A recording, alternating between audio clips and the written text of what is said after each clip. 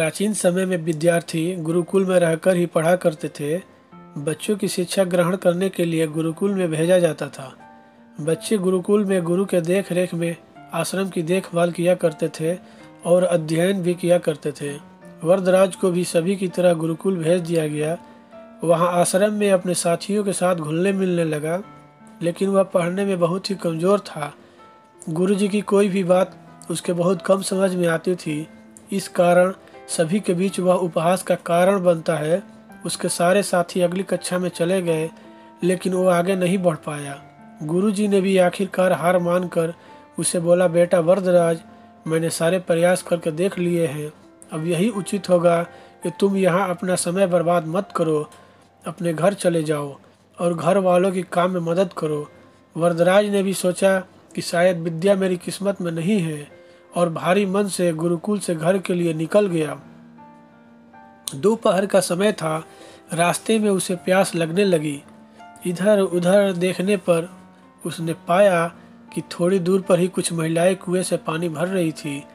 वह कुएं के पास गया। वहां पत्थरों पर रस्सी के आने जाने से निशान बने हुए थे। तो उसने महिलाओं से पूछा, यह निशान आपने कैसे बनाए? तो एक महिला ने जवाब दिया, बेटा, यह निशान हमने नहीं बनाए।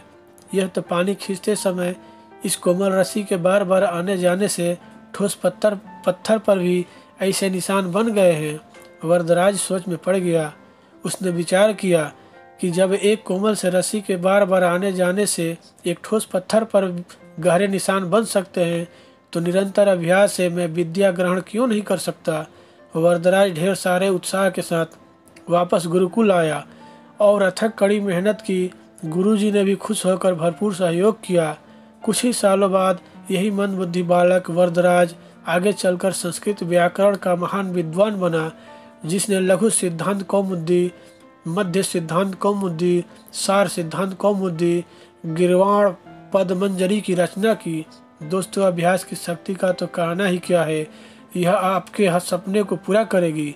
अभ्यास बहुत ज़रूरी है, चाहे वो खेल में हो या पढ़ाई में या किसी और चीज़ में।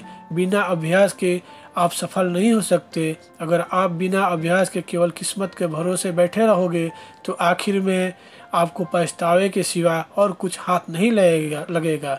इसलिए अभ्यास के साथ धैर्य, परिश्रम और लगन रखकर आप अपनी मंजिल के पाने के लिए जुट जाएं।